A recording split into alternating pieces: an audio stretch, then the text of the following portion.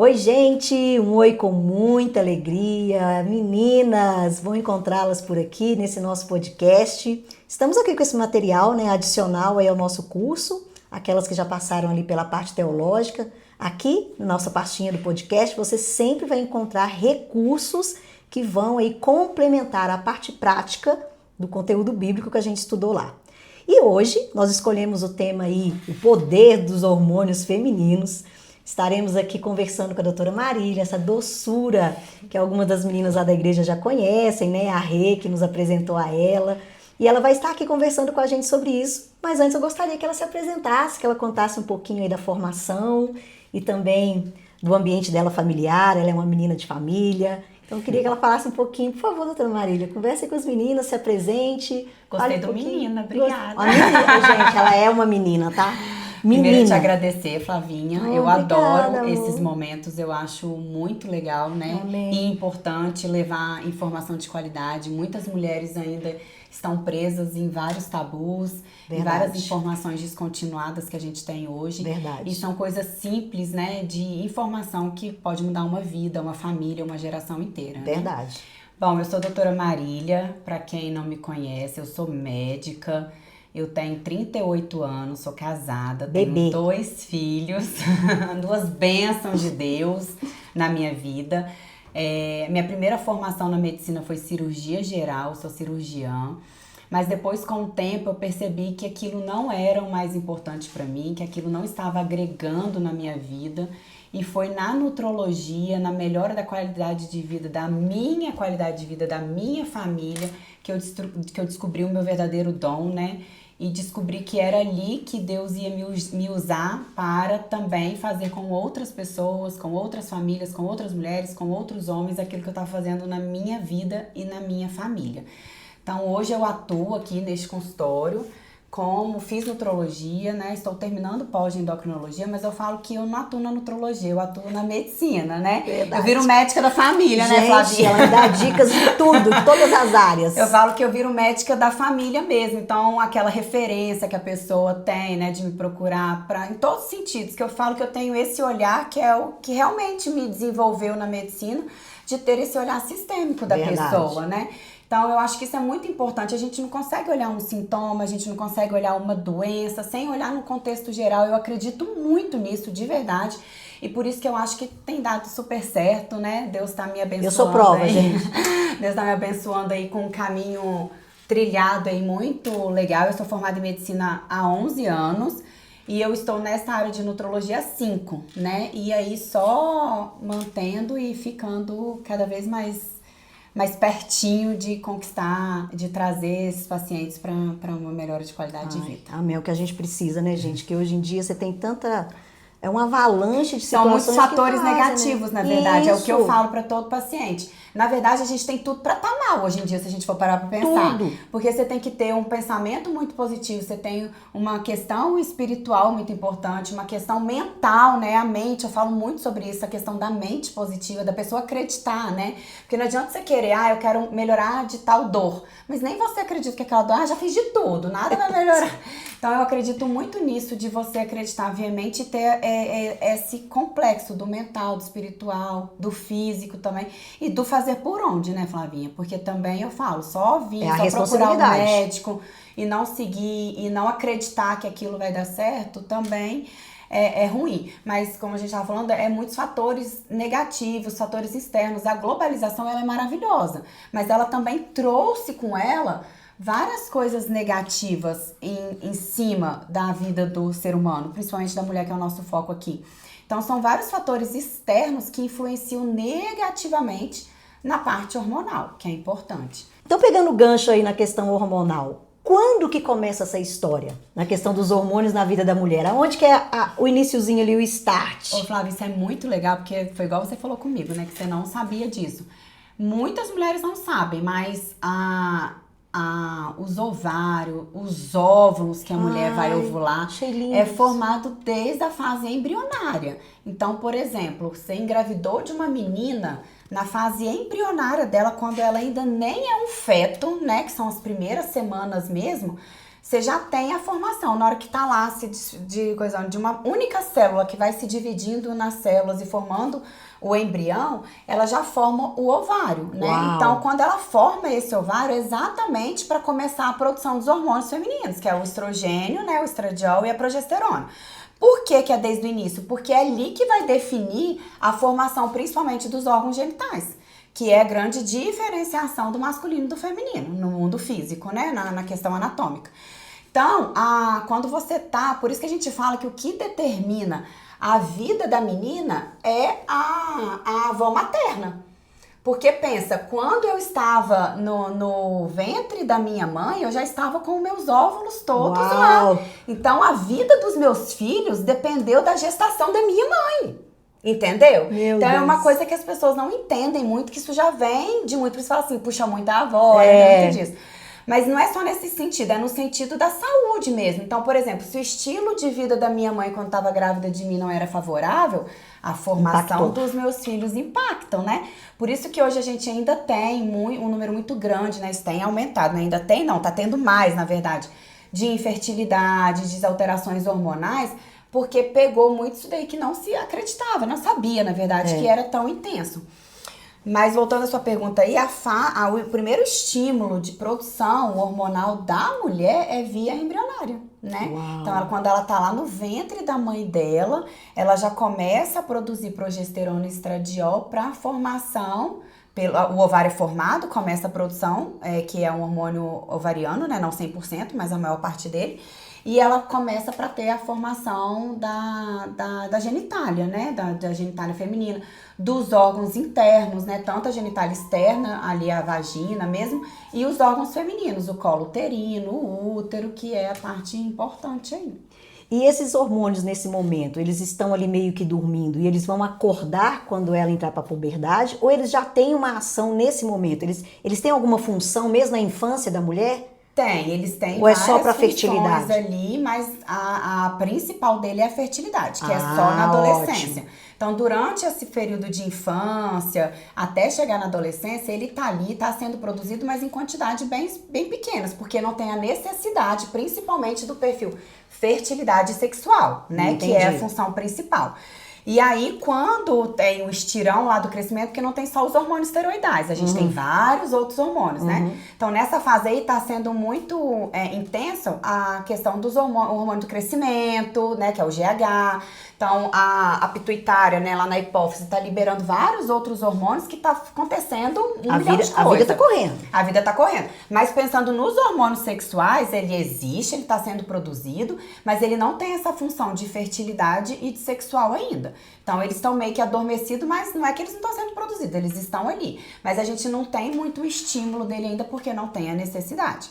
E aí, a partir do momento que a mulher tem a maturação, né, que os hormônios do crescimento já aconteceu, que ela já tem uma formação óssea, que várias outras coisas, até maturidade do sistema nervoso central, né, que ela já tem um discernimento maior. Porque nessa primeira infância, você não adianta chegar pro seu filho e brigar com ele, porque ele não consegue nem entender o que é certo e o que é errado. Isso é um neurodesenvolvimento. Então, a gente precisa passar por essa fase para ter o estímulo hormonal esteroidal, né? Então, na fase da adolescência, que é quando a gente passa pelo estirão, é que de fato a gente começa a ter esse boom hormonal, que aí é aquele loucura, né?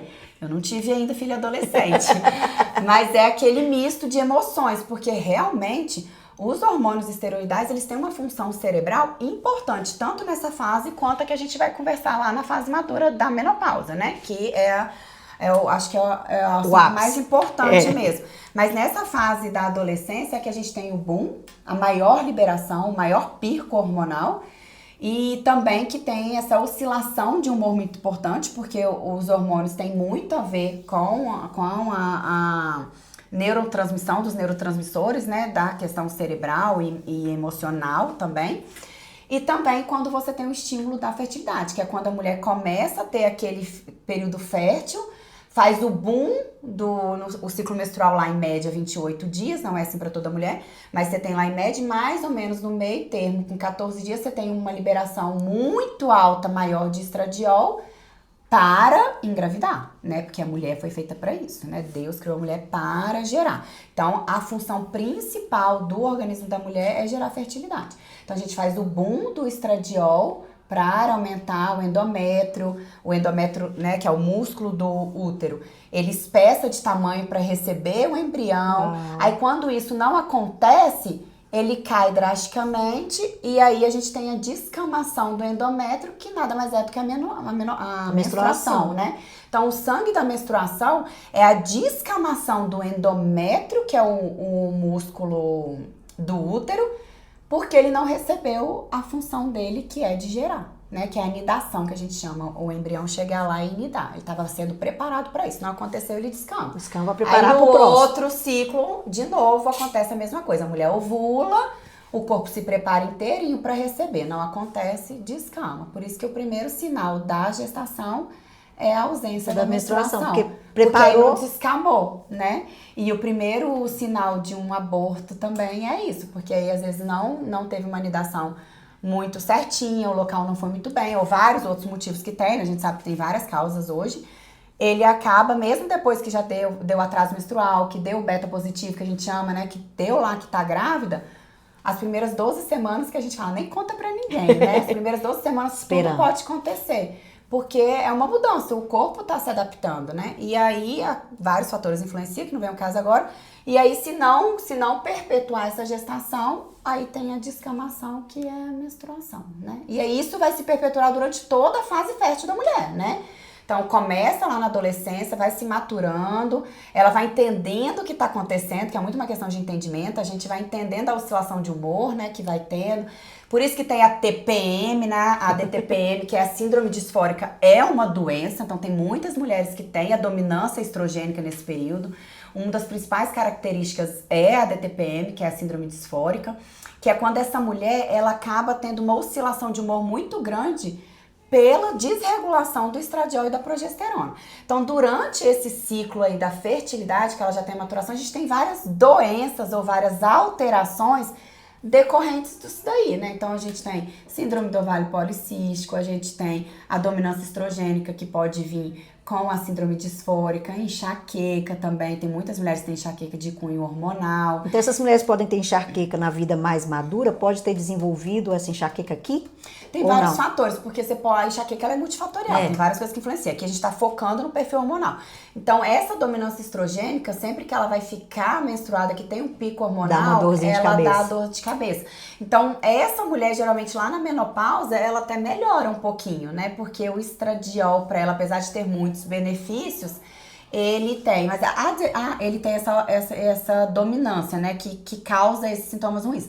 Mas muitas vezes a dominância estrogênica não é porque ela tem muito estradiol alta. Na maioria das vezes é porque ela tem progesterona baixa. Olha. E aí você tem essa desregulação. Em muitas mulheres a gente faz uma reposição de progesterona ou entra com um tipo de progestínico, né? Dilmirena é um progestínico, a gente tem vários outros hormônios e a gente controla bastante esses sintomas de TPM, de enxaqueca, de sangramento. Tem mulheres que tem muito... Não acontece bonitinho esse fluxo menstrual, como eu disse, né? É aquelas enxurradas, são mulheres que ficam anêmicas pela perda de sangue, que tem muita cólica, né? Eu tenho paciente que para a vida dela durante lá 7, 10 dias por tem meninas muita que cólica. sofrem. E nessa fase da adolescência é que é mais comum, porque é onde está acontecendo, onde você tem um boom maior, até você regularizar como é que vai ser. Tem mulheres que nunca regularizam, viu, Flavinha? Tem mulheres que ficam com essa oscilação. Quando foi sua data da última menstruação? Não sei, tem 3 meses que eu não menstruo. Isso pode acontecer, apesar de não ser o ideal. Mas hoje em dia, por vários estímulos externos, né, os hormônios são muito sensíveis aos estímulos externos. Ao estilo de vida mesmo, ao estresse crônico, né? Às noites mal dormidas, né? Ao estilo de alimentação, a alimentos muito industrializados, né? Bebida alcoólica, a falta de atividade física. Então, são hoje estímulos negativos que a gente sabe que estão diretamente relacionados. Aí essas adolescentes que estão agora, adolescentes, são as avós lá que estão com 70 anos, né? Aí lembra lá do que eu falei, né? Isso muito pode ser consequência lá da gestação Então, não só, né? Mas com... Aí o estilo de vida delas hoje é o que mais importa, com certeza, né? No caso, igual você falou de um aborto, o momento que a mulher passou ali pelo aborto, tem algum impacto nessa questão hormonal, quando ela perde um bebê? Tem. Porque o nosso corpo, ele se prepara inteirinho para a gestação. Então, aumenta alguns hormônios, abaixam outros, né? Aumenta muito progestar. Então, progesterona é o hormônio da gestação. Uau. Então, você aumenta muito ele. Aumenta, se você dosar o hormônio de uma paciente gestante, o estradiol é nas alturas. Eu dei um diagnóstico outro dia aqui diagnóstico não, né? Dei uma notícia de uma gestação, porque eu fiz os exames da paciente, ela veio pra mim, o que eu peço, né? Ela veio pra mim, tava lá tudo alterado. Aí eu peço também beta-HCG, né? Aí tava lá, eu dei a notícia pra ela. Aqui. Porque o estradiol aumenta muito, progesterona aumenta muito, então a função deles é isso. Então tá tudo lá no alto, porque eles precisam disso pra preparar o organismo, sobretudo o útero, né? Pra esse boom, né? Essa cascata de coisas que tá acontecendo. E aí, se aconteceu o aborto, se por alguma coisa não ficou certo... Provocado ou não. Ou o embrião tem alguma malformação. Hoje a principal causa ainda é malformação, né? E aí, quando não... O corpo quer expulsar, porque não é bem-vindo, tem vários fatores envolvidos. E aí, né, quando ocorre para ter o aborto, que é a expulsão do embrião, que por algum motivo ele não tem que dar continuidade... Esses hormônios acabam caindo, os outros subindo, então volta lá para um momento de não gestação, para a mulher regularizar a função dela, entendeu? E o contrário, quando um bebê nasce, que a gente fala aí que é o puerpério, né? Tem a questão, então, aí eu escuto algumas meninas falando, não, depois que eu ganhei bebê, eu não quis nem saber mais de sexo com meu marido. Outras, nossa, eu fiquei igual uma leoa. Por quê? Por vários motivos, claro, mas assim, o que a gente fala que tem muita interface é pelo aumento da prolactina. Durante a gestação e depois da gestação, quando a mulher tem a primeira... me perdeu o nome aqui agora, mas tem o nome da primeira injeção de leite, né? Certo. O colostro. Quando desce lá o primeiro colostro lá e começa a ter estimulação da amamentação, é quando você faz um pico da prolactina, que é o hormônio prolactina, né? Do leite. Então a mulher, ela tá embebida de prolactina, muita prolactina. E a gente fala que a prolactina é o hormônio antissexo. Por isso que quando tá amamentando, não me encosta. Exatamente. Porque ela aumenta muito a prolactina, ainda tá com a progesterona ainda mais alta, e aí já começa a cair o estradiol, já volta ao normal e tudo. Então a mulher tem muita secura vaginal no pós-parto, né? Também. Assim, muito comparado com o da menopausa. Tanto que tem mulheres que a gente faz mesmo sem ter uma indicação de reposição, a gente entra às vezes com um hormônio tópico vaginal, pelo menos para ter uma qualidade melhor, né, dessa fase aí que é tão negativa pro casal, né, e ainda tem essa parte sexual da mulher que fica ruim. Então a gente faz muito pensando na qualidade de vida, né, porque tem mulheres que realmente não querem nem saber e falam, tá ótimo, eu tô fugindo do meu marido, que não é certo, né, que a gente sabe que isso não é legal, não é saudável. E tem aquelas mulheres que falam, pelo amor de Deus, me ajuda, porque eu preciso voltar e coisa. Essa é a mentalidade certa de uma mulher nessa fase. Não é que ela tem que dar as tripas ao coração e coisa, não. Mas ela tem que tentar melhorar para recuperar, né? A gente sempre fala, eu falo muito no consultório, você não foi minha paciente nesse período, mas eu tenho muitas pacientes nesse período que eu falo, você não tem que focar somente no bebê. Certíssimo. Tem todo um padrão familiar, né? Isso. Tem todo... O seu filho não tem que ocupar o espaço do seu marido, ele tem que entrar junto. Igual quando nascer o segundo filho, que vai estar junto com o seu filho. Então, essa parte sexual no pós-parto, ela é muito importante de orientação em consultório, né? Então, hoje a gente tem até a parte da medicina da sexologia, que tem um aparato muito importante nisso. E o pós-parto é uma das fases mais importantes, porque essa oscilação da mulher faz a libido dela mesmo cair. Ela tem uma alteração emocional muito importante, que eu acho que é o mais importante, cognitiva mesmo. Então, às vezes, ela não consegue nem ter discernimento de pensamento. Então, é uma labilidade emocional muito importante. As mulheres choram, é normal chorar, e às vezes escondem que estão chorando, né? Então, e tudo isso é normal, só que é o que a gente falou no início, é a desinformação. Então, aquela mulher que tá lá em casa, sozinha, que não teve ninguém que orientou ela, que não teve uma mãe que falou que isso vai acontecer, não teve uma avó, uma amiga, uma prima, uma tia, uma médica, né? ela tem que saber, né, se tem alguém aí assim, que é normal passar por essa fase. Isso é super normal e que vai passar. Mas a gente também não tem que ficar aceitando, não, vai passar, vai passar, vai passar, não precisa fazer nada, não, né? Lança a mão do recurso. A questão do pensar positivo, do querer melhorar é uma fase muito importante, né? Verdade. E aí esse pós-parto aí aumenta muito a prolactina. Então, durante o período todo que a mulher estiver amamentando, a prolactina tá lá nas alturas, né? Então pode ficar perpetuando isso. Lógico que com o tempo ela vai voltando, por exemplo, a rotina de vida, rotina de trabalho, né? Muitas mulheres voltam a trabalhar, ainda estão amamentando, né? Muitas mulheres não param de trabalhar, né? E aí, com o tempo, vai se normalizando, pensando na questão sexual, né? Mas enquanto você estiver amamentando, né? Até porque a mama é um órgão sexual da mulher também. Então, muitas vezes elas, por fato de estar amamentando, de estar com o leite ali, elas não se sentem confortáveis, né? De mostrar pro companheiro e tudo. Então, isso também influencia bastante, né? Por isso que uma ajuda, gente, é importante. Você vê quantos conselhos bons nós já tivemos aqui, né? Eu acho que o mais importante é o que eu falo da informação. É porque verdade. Tem muita gente que não sabe que isso acontece e se culpa. E a culpa é um problema muito sério. Porque você vai entrando num feedback cerebral negativo, que quanto mais negativo eu falo você que pensa... essa culpa ela é uma espiral ao contrário. Exatamente. Você tem uma espiral pra cima, ela vai te levar pra baixo. Ela vai te levando pro buraco. Você vai pro buraco. Aí ela vai ficando mal, vai se afastando de todo mundo, aí vai entrando a questão da ansiedade. E quer aí dar ela vai conta comendo, sozinha, aí piora a ansiedade, piora a compulsão, aí ela ganha peso. Aí ela ganha peso, me falaram que quando eu amamentasse eu ia emagrecer, eu não estou emagrecendo. Aí vai virando uma paranoia louca, entendeu? Aí isso destrói muito casamento hoje em dia, né? Muito. A gente tem essa retomada depois. Pra retomar é muito doloroso. Muito então não precisa chegar nessa fase tão dolorosa. Pode já se preparar antes. Né? Então vamos lá, estamos nessa linha do tempo. Então a gente já viu que os hormônios começaram lá na gestação, tem influência na gestação da mãe, como que a mãe se comportou, essa menina que cresceu, essa menina entrou na puberdade, já entrou na vida sexual ativa, já teve bebês. Quando é o momento de eu falar assim, gente, eu amadureci, né? Sou uma mulher madura agora, eu tô em meus 50, eu tô falando que eu tô preparando pra ser uma senhorinha, né? Então, estamos preparando pra ser uma senhorinha. Quem dera a gente ser uma senhora assim, né?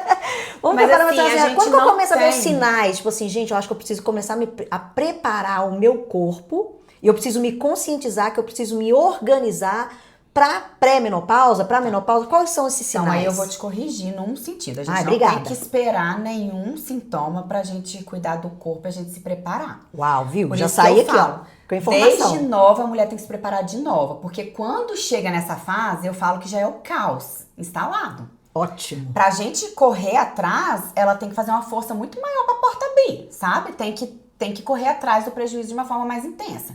Então, quanto antes essa mulher começar a se preocupar com coisas simples, né? Estilo de vida, alimentação, atividade física, massa muscular, né? Que é uma coisa que na menopausa acontece muito. Então, ela tem que estar sempre preocupada, desde sempre preocupada. Não é fazer nada muito mirabolante, são coisas básicas, informação, mentalidade, cuidados, dia a dia, rotina, é isso. Mas a gente não tem uma data certa, tá? Eu tenho pacientes de 50 anos que ainda não tem sintomas de climatério. Eu tenho pacientes de 40 anos que já têm sintomas de climatério. Mas, no geral, né, pelos grandes neurocientistas que estudam, né, tem vários, depois se você quiser deixar algum material. Com certeza, a gente sempre coloca lá links para acompanhar. Legais, muito bom. Que não queremos sim. Então, assim, a gente tem vários neurocientistas, né, que estudam o cérebro da mulher nessa fase madura, que estudam a parte cada vez mais dos últimos 50 anos para cá, cresceu muito, os últimos 10 anos então nem se fala.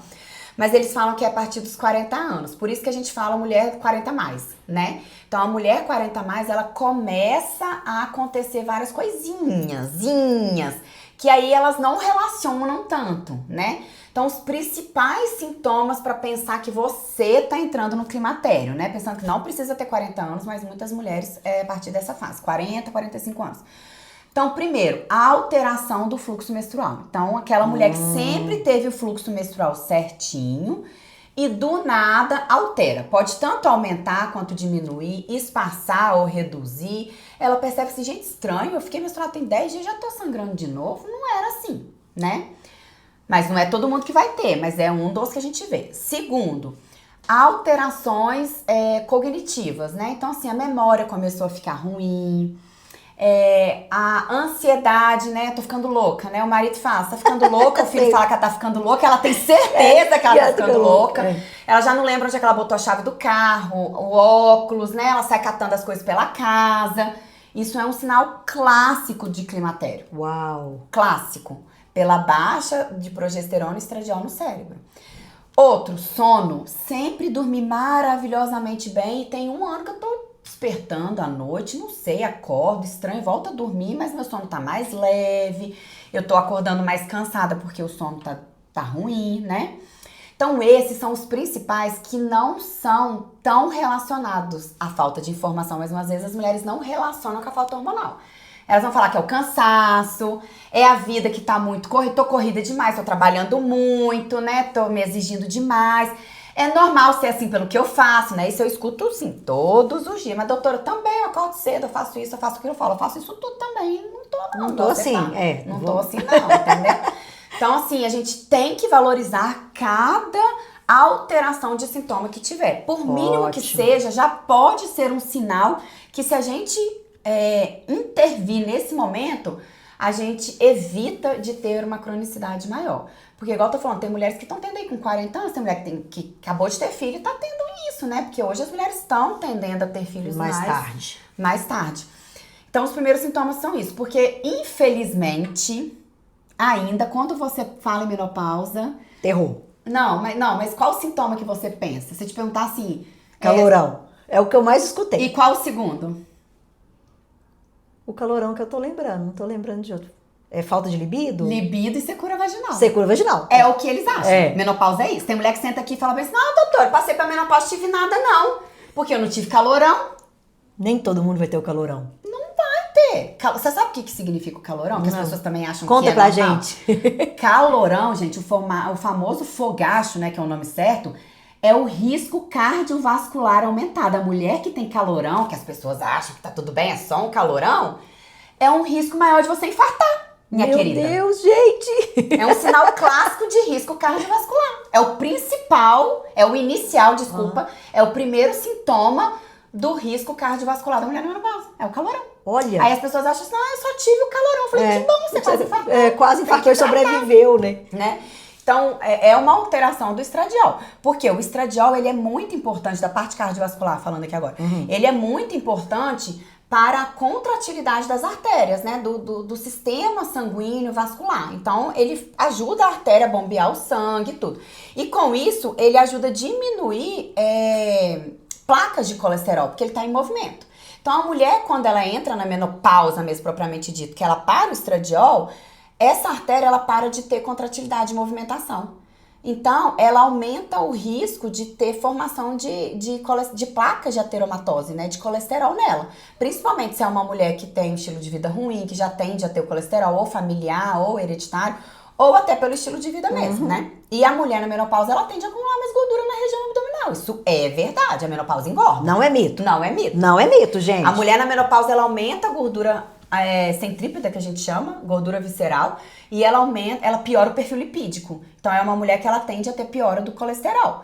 Então, quando ela para o estradiol, você acumula placas de colesterol lá dentro. E ter placa de colesterol aumenta o risco cardiovascular, de soltar e ter um AVC, um infarto. Meu Deus, então a coisa não é só um calorão, gente. Não é só um calorão.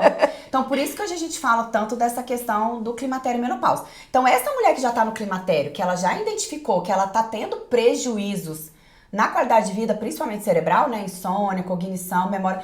Por quê, Flavinha? Essa idade da mulher, a mulher tá o quê? Trabalhando. Vida ativa. Vida ativa. Vida ativa. Hoje, as mulheres 40 anos, 50 anos, estão trabalhando.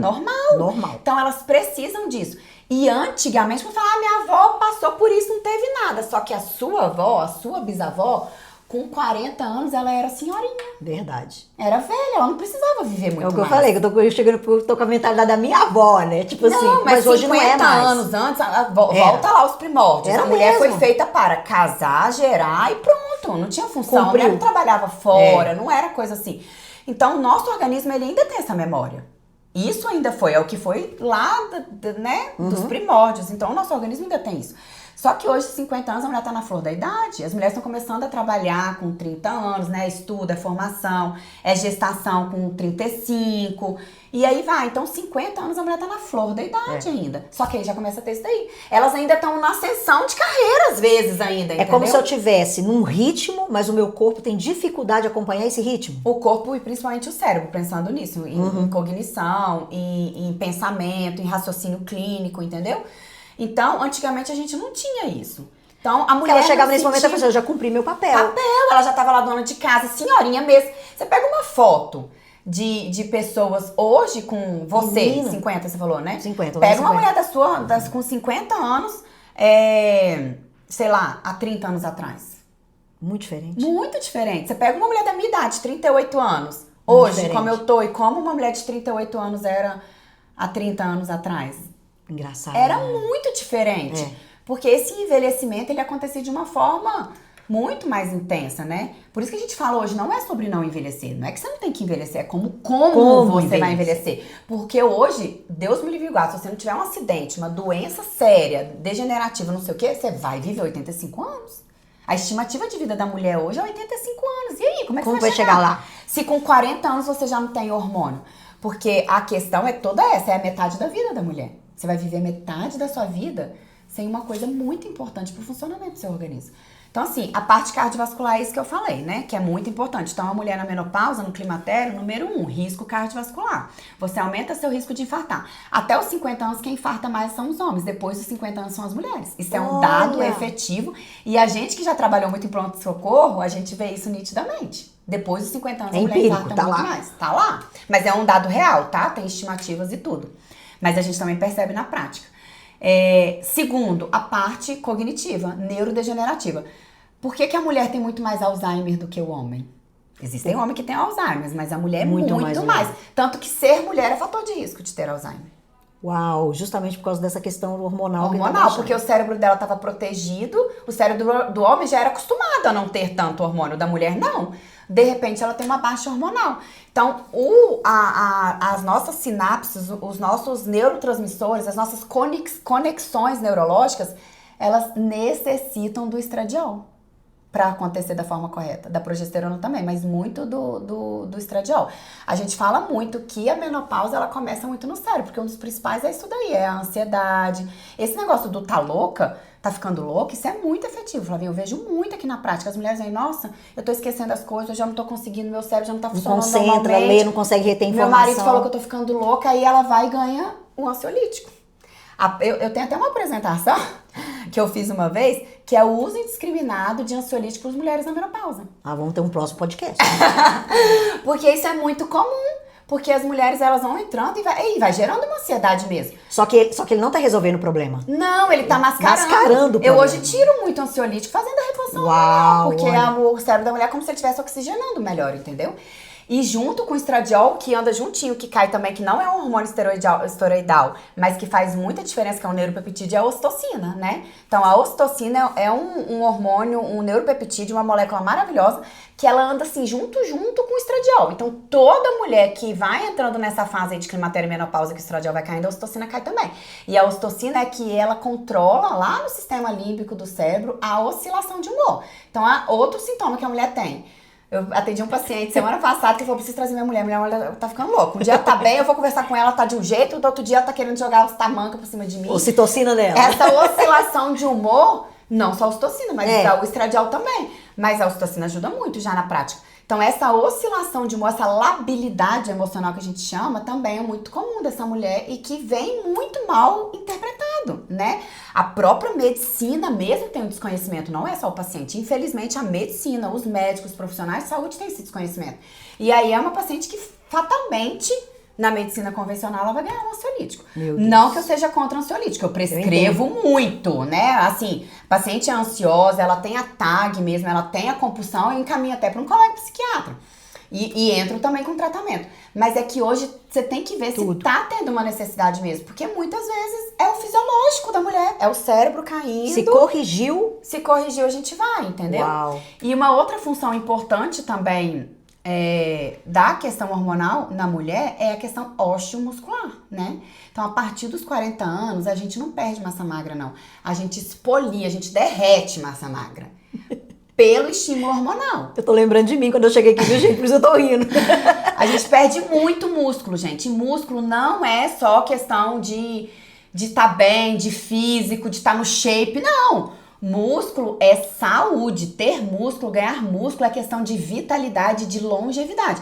Hoje o que a gente mais fala sobre envelhecer com saúde É ter músculo. Porque é ter músculo que vai te dar qualidade de vida pensando na dependência, na independência lá na frente, né? Então você vai ter 75 anos, você quer estar levantando e agachando pra fazer xixi no vaso? Eu lembro que você falou isso, quando você falou isso pra mim, eu assustei. Ela falou assim, do jeito que você tá hoje, você não chega aos 70 anos fazendo as suas necessidades, seu xixizinho sozinha. Não faz, porque levantar e agachar depende de músculo, entendeu?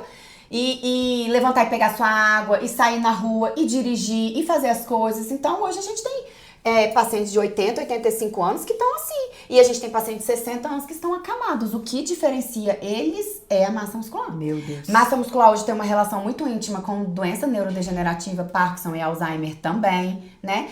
Por isso que aí eu vou rebobinar e voltar lá naquela fala. Desde sempre tem que preocupar. Porque se essa mulher chega lá, já nessa fase, com pouca massa magra, é muito mais difícil, né, Flávia? Construir músculo, Ai, né? gente, primeira vez que eu tô fazendo exercício esse ano. Tô indo bem, tá? Tô bonitinha. Mas É muito mais difícil você correr atrás do prejuízo. Muito. Mas se você tá lá desde os 30 anos, que você tá no boom hormonal, 25 anos que tá no boom hormonal, que você tá treinando, não é ir lá e fazer e pegar 200 quilos de peso, não é sobre isso, não. O povo que me vê treinando na academia fala, você pega só de peso? Eu falei, pego, mas eu pego Mas é o que todos eu os preciso, dias. é constante, né? É a constância, não precisa se matar de pegar peso, não precisa... Não, é você ter uma rotina, constância, aquele horário é inegociável, você vai... Você faz lá Disciplina. o básico que tem que ser feito, é isso, com o tempo, ainda mais na faixa etária mais jovem, isso vai se perpetuar numa quantidade de massa muscular e uma qualidade de massa muscular boa lá na frente. Porque a partir dos 40 anos a gente vai perder, isso é fisiológico, por vários estímulos, não é só hormonal. Mas o hormonal é o mais importante deles e o principal, né? Por isso que a mulher que tá nessa fase da vida, que ela já vem com uma rotina de atividade física, com alimentação com bom aporte de proteína, com uma boa suplementação, né? Ela passa por essa fase mais ilesa, sabe? Ela não tem tantos E até a prejuízos. disposição, né? Porque se ela tá fazendo todo esse aparato aí, ela tá mais disposta. A disposição, ela vai levar ela a ter mais energia pra tudo, porque ela tem Até pra força. perpetuar a atividade física e tudo. Porque a baixa da massa muscular é o principal fator disso, por exemplo, para osteopenia e osteoporose, que é o que mais mata idoso no Brasil hoje? Queda. Principal causa. Queda. Eu imaginei. E aí eu vou te falar, eu já peguei familiar aqui, que eles falam assim, não, a casa dela é toda adaptada, é toda antiaderente, o banheiro é tudo certinho, tudo tá ótimo, tá perfeito isso. Mas muitas vezes ela não escorrega e cai e quebra. Muitas vezes o osso é tão poroso Que ele quebrou e ela que ele caiu. quebrou porque não sustentou o peso. Oh, meu Deus. E aí ela caiu porque quebrou o osso. Ela não caiu e quebrou. Ela quebrou Quebrou o e osso, caiu. Isso acontece muito quando você tem a osteoporose mais bem efetiva, entendeu? Então, por isso que hoje a gente pede já jovem, já vai fazendo não jovem, né? Mas eu quero dizer assim, quanto mais cedo, nessa fase de menopausa, essa questão da massa óssea, né? Da densitometria óssea, pra ver o colo do fêmur, que é onde fratura mais, e na coluna, pra gente poder dar acompanhamento. E eu vejo nitidamente as pacientes minhas que tinham já lá com uma osteopenia tendendo pra osteoporose, depois que a gente inicia a suplementação, muda o estilo de vida, atividade física, reposição hormonal, né? Em quem dá pra fazer, quem pode fazer. Isso melhora muito, a gente tem uma melhora do exame, consequentemente uma melhora da qualidade de vida e um envelhecer mais saudável para essa mulher, né? Então é sobre isso. E além da questão hormonal, a gente começa a cair vários nutracêuticos no nosso organismo, né? Então, por exemplo, magnésio. Toda mulher 40 a mais tem que usar magnésio, porque magnésio ele é importante para contração muscular. Então, se ele já começa a cair, você já gasta muito mais por vários outros motivos, né? Que um dia a gente pode falar sobre isso. Mas você gasta muito mais e aí você acaba tendo dificuldade de contração muscular. Então, você já não contrai o músculo tão efetivamente do jeito que tem que ser naquela atividade física que você está fazendo. Dificulta o ganho de massa muscular, né? Então, é todo um conjunto de sinais, de fatores que a gente vai fazendo, é um quebra-cabeça, né? Não tem certo e errado, cada um é um. A Flávia tem 50 anos, tá aqui, é isso. Uma outra mulher de 50 anos no mesmo, a gente faz coisas diferentes. Mas tem algumas coisinhas, né? Creatina, magnésio, são suplementos que Ômega 3, né? Que eu lembro que você me dá 2 doses de ômega 3 todo exatamente. dia. Mas pensando nessa questão da massa magra, do envelhecimento, a creatina hoje, antigamente a gente acreditava que era só na massa muscular, hoje a gente sabe que ela tem uma função cognitiva muito grande, né? Então tem estudos hoje, por exemplo, para Alzheimer, para Parkinson, eu falo Alzheimer e Parkinson, mas é todas as doenças neurodegenerativas, porque elas são as mais conhecidas, né? Tem uma função cognitiva muito boa, às vezes só, até déficit de memória, né? Mulheres que já estão com déficit de memória melhoram bastante com essa melhora da suplementação, com essa melhora de injetar em você, na sua célula, que a gente tem que pensar que a gente lembra lá da função embrionária, a gente é um conjunto de células. Então, as células, elas precisam funcionar. O que adianta você ter uma Ferrari na garagem e você não colocar gasolina nela? Não vai adiantar, você pode estar assim ótima. Se você não colocar o que o seu corpo precisa para ele funcionar da melhor forma possível, e isso começa desde a alimentação, né? Não adianta você querer suplementar mundos e fundos e continuar comendo cocô, né? Eu sempre falo isso. É uma complementação. Então, isso vai sempre da alimentação, você vai melhorar muito essa funcionalidade, a produção de energia. Por isso que eu falo, não é normal ser cansado. Você tá cansada? Não tá normal. Tem alguma coisa. Posso acordar cedo, posso trabalhar o dia inteiro, leva o menino na escola, busca o menino na escola, faz comida, faz aquilo, trabalha, nananã. Tem que transar, né? Outra vez eu tinha uma paciente falou comigo, doutor, eu acordo cedo, chega à noite eu tenho que transar. Isso tudo demanda energia do seu corpo, sim. Mas se seu corpo estiver lá bem bonitinho, nutrido, você vai no máximo assim, ter uma exaustão, né? Natural, chegar no final do dia, né? Quem acorda às 5h40 da manhã, é normal, dá 8, se você me ligar às 9h30 da noite, eu só lamento, não vou atender, eu já vou estar lá assim, ó. Por isso que Deus fez a noite, pra você repor isso aí, gente. No fatality. Mas assim, o seu corpo vai entrando porque ele precisa do dormir. Por isso que o sono é uma coisa muito importante. Muita gente perde sono em vão. Eu falo bem isso. As únicas pessoas que podem perder sono é quem tá amamentando com filho pequeno e quem trabalha à noite. E que é temporário. Que não tem como. Tem professores que não tem como. Médica, por exemplo, quando você era plantonista, você plantonista a gente eu tenho pacientes que são policiais, que fazem noturno, né, que são porteiros, né, então tem a profissão, mas aí a gente chama de jet lag, né, que é a questão do ciclo circadiano do sono de vigília. Mas esses pacientes, por exemplo, a gente vai criando uma rotininha deles, que eles vão se adaptando, porque muitas vezes a pessoa acorda, dorme a noite inteira, chega e dorme. Isso é muito ruim pro perfil cortisol, que é outro hormônio, né? Aí, mais um. Não é um hormônio esteroidal, mas o cortisol é um hormônio do estresse, ele influencia muito na vida da pessoa. Então, se o cortisol tá lá nas alturas, você tá irritado, você tá estressado, é aquele que você tá assim, é do luto ou fuga, né? Então, assim, se entrar um leão aqui, o que é injetado na sua veia? Cortisol. Por quê? Porque você tem que sair correndo, né? Então, é aquele hormônio que salva a sua vida. Ele tá no instinto de sobrevivência. Instinto de sobrevivência.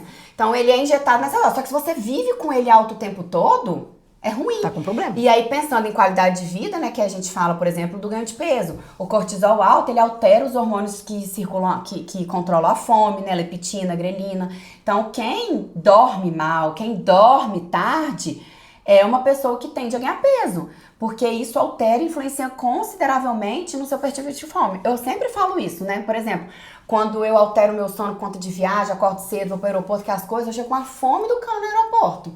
E isso é muito nítido. A pessoa que é bem certinha, ela consegue ver essa diferença. Verdade. Agora, a pessoa que tá nisso sempre, ela já acha que isso é normal, né? Eu acordo com fome, eu tenho que comer carboidrato, pão, não sei o que, em grande quantidade. Lembrando que o problema não é o pão, o problema é o horário do pão, a quantidade do pão e o que vem com o pão, né? Eu sempre falo isso, não é o pãozinho que tá te engordando, são vários outros fatores. Mas o cortisol é um hormônio muito importante, que ele vai caindo com o dia, por isso que a gente vai ficando assim, ó, sonolento, vai dormindo, quem tem uma rotina certinha. E qual que é a contrapartida do cortisol? A melatonina, que é outro hormônio importante. Então, à medida que o cortisol vai caindo, a melatonina vai aumentando. Então, a gente vai ficando num ambiente... Por isso que a minha mãe mora lá na roça, ela dorme com as galinhas. Das 5 e pouco da tarde, a luz já tá baixa, não tem estímulo externo, a pessoa dorme cedo. Então, o cortisol, ele vai baixando, a melatonina vai aumentando e a gente vai dormindo. Por isso que a gente estimula criança, meus filhos dormem até hoje, 7h30 da noite. É o horário pro crescimento, que eu tenho o estímulo do GH. Lembra do GH que eu falei que nessa fase primeira?